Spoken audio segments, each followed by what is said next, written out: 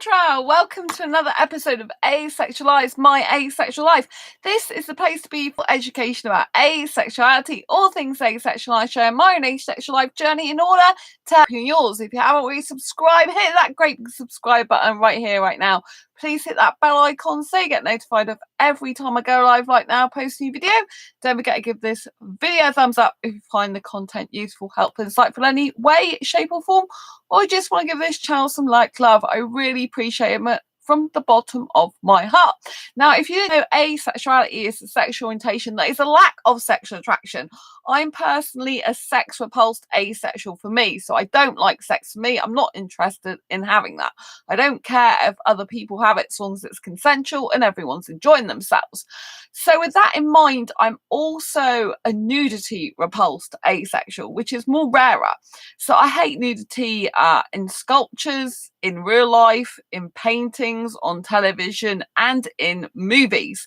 And so therefore on this channel, I specialise in no sex movie reviews, and I also try to find films that have got no nudity in them whatsoever. So today I'm reviewing Hercules. Yes, Hercules is one to watch. So Hercules is in with the gods. His dad is Zeus, who is a god. And so what happens is Hades, who's like Hercules' dad's enemy, if you like, Hades has two creatures, I'd like to call them, working for him, and they basically go up and on behalf of Hades and try to get Hercules away from their dad as a baby, and then they bring him down to the mortal land, which I presume is Earth, and these two give him a potion to make him human rather than a god. And so they give him every bit of the potion apart from the last little drop. And this is because this human man and woman find Hercules. They've always wanted a baby, so they then go on to adopt him. And the two people who work for Hades got left behind, basically. That's in a nutshell. So Hercules embarks on a journey of discovery of himself, because he is in the film pretty much the same as most human beings, but because he didn't have that last sip of the potion to make him completely normal human, if you like, he has superhuman strength. He still has that character trait. So as his Earth parents go on, they realize that Hercules is definitely not a normal baby, not a normal child, not a normal teenager, not a normal young adult, and he has this superhuman strength, and his strength can put off some people, because it's just like, whoa, what is that you've got? You know, you're not normal, and it can put some people off. They kind of think he's a freak and that type of thing. So they think it's about time they told Hercules that basically they found him and adopted him, and that he's not really their birth son. And so Hercules then embarks on another journey to find his father, which is Zeus, and he goes up to his father in the gods and talks to his father, and his father says the only way that you can be a god again, basically like me, is to be a hero on Earth. So you have to prove yourself a hero in and of your own right as you are before you can be a god again. So this is how Hercules then has to do a series of strength tests, if you like, throughout the movie. All the while Hades is trying to get the better of Hercules and trying to stop him from succeeding, because he doesn't want Hercules to be a god. He wants to actually go on Zeus and his father's planet and pretty much take over it. So it's a very, very good film. Now, in part of this film, Hades has a woman called Meg who he's captured. And in order to let her go, he's asked Meg to basically charm Hercules as a love interest to get him off his guard, get him distracted, so he doesn't become the hero on Earth, so that Hades can take over his father's planet, basically. And so Meg isn't very nice in the beginning. She's kind of quite corrupt, and she's trying to charm Hercules for her own means to escape. And so this film goes on. There is no sex or nudity in this film, but there is still some sexual innuendo. So in part of the movie, there's these women, kind of silhouettes, who actually sing, and they basically talk about Hercules like they want a piece of him because he's that good looking, you know, and they show their curvaceous figure off. So the camera's kind of panning on their sexual being, you know, it's very much around their body, around their voluptuous figures, and the camera's kind of panning around their sort of the woman's figure as though she's a sexual being, and they're talking about having a piece of him, basically, meaning they want to basically do sexual stuff to him. So even though this film is rated U, there is still sexual innuendo in this film. That was a little disappointing, I thought, you know. I mean, they should have just said stuff like he's charming, he's witty, you know, he's got a beautiful smile, but they didn't. They decided to go down the more sexual innuendo route of basically having a piece of him. You know, I wouldn't mind him. The implication is they wouldn't mind him, you know, doing sexual stuff to them, basically. And so I thought that was a bit much for a U film. You know, I don't watch a U film and expect to have sexual innuendo in there, but, you know, it is what it is. There's no nudity, there's no sex in the film, and there is actually a love story, so which isn't centered around I was going to say isn't centered around sex, but there is some sexual kind of stuff still going on, because Hercules is looking at her backside and looking at her like hips and stuff, so all the type of area that would hold the genital area, really. And that's how you can tell that it's still got sexual innuendo there, because the camera, even though it's a cartoon, it's an animation, the camera pans on the women's body, like boobs and bum, and, you know, the way that it pans on their curves and the way it talks, and the way Hercules is thinking, you know.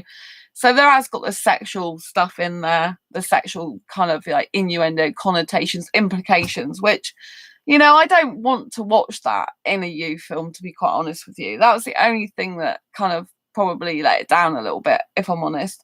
But anyway, the love is very real. It's a very true love story, true as in not reality, but true love in here. Because so the love, although he likes her figure and stuff, like he, you know, in part of the movie, clearly there's this sexual stuff kind of going on with Hercules, with Meg, who's the leading character, female character, other than Hercules being the leading male character, and Hades is kind of like second lead, who's his arch enemy, if you like. So Meg's the lead female role, and where as she starts out, you know, like trying to con Hercules into basically you know, doing stuff or taking him away from his mission of being this type of heroic person on earth so he can get his victory and go back to the gods, because she's being captured by Hades. She basically wants to charm him so she can escape. And, you know, and she kind of like says a lot of things, like she's not very impressed with Hercules, you know, it's kind of like, oh yeah, whatever. But as the film progresses, she does begin to have feelings for him, and they grow stronger and stronger. And she, in the end, decides. Don't get this. I do spoilers in these videos. So if you don't want to hear the rest of it, don't watch this. So basically, you know, Hercules has never found his place in life. He's always felt like he didn't fit in, which I think is what asexual can really relate to in this film. The fact that, you know, you're kind of on a different planet sometimes, you don't quite fit in, however hard you try, you know, and impress people, if you like, or impress upon people your personality, and however much you try to convince people of your worth, you know, you could never quite get there sometimes. But I don't believe that you should be impressing on people your worth. I believe you should just know your worth as an asexual person.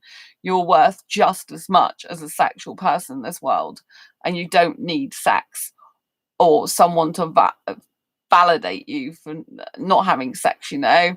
I've always known I'm different, but I don't seek validation for my asexuality. I'm very, very, very content and strong and happy to know that I'm asexual and always have been since a kid, but didn't realise it. I have no need for validation on that. I'm 100%, gazillion% certain that I'm asexual.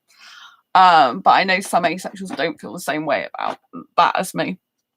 So anyway, what has the film progresses? Meg, does actually fall in love with Hercules, and so there and the sexual stuff, like I said, the Hercules kind of looking at her butt and looking at her curves and stuff, that kind of goes away, and it's all about his heart and her heart and how they fall in love with each other. And I did really, really love the ending. I really love the ending because in the end he finds his place in life, and his place in life isn't being amongst the gods like he thought it would, like throughout the whole film. This is his whole aspiration, was to go back and live with his father and mother up in the gods and be a god, basically. And he finds and discovers that where he belongs is where his heart is, and that's with Meg. And so I just thought that was such a wonderful ending, and it's very beautiful. You don't really see them having much physical affection, so although I would say there is romance between them, if you are someone who doesn't like romance and you're not keen on that type of thing, I think you still probably think it's quite a nice relationship with those two, because you don't really see them getting that physical. I'm trying to think if they actually even kiss much in the film. I don't think they do. I think it's just maybe even at the end. I can't even remember if they do at the end.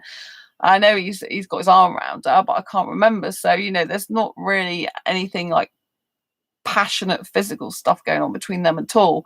It tends to be all about how they feel about each other and what they would do for each other, particularly what Hercules would do for Meg. He'd do absolutely anything for her because he loves her implicitly, and she realizes that through all the rubbish she's been through in her life and all the men that have gone before and the past, she realizes that she just loves Hercules, and that's it. And because she trusts that in the end, and because she's like, I'm not gonna work for Hades anymore, I'm not gonna trick Hercules in order to free me because I love him, and he loses his power 3/4 of the way. Well, towards the end of the film, he loses his power before he gets Meg.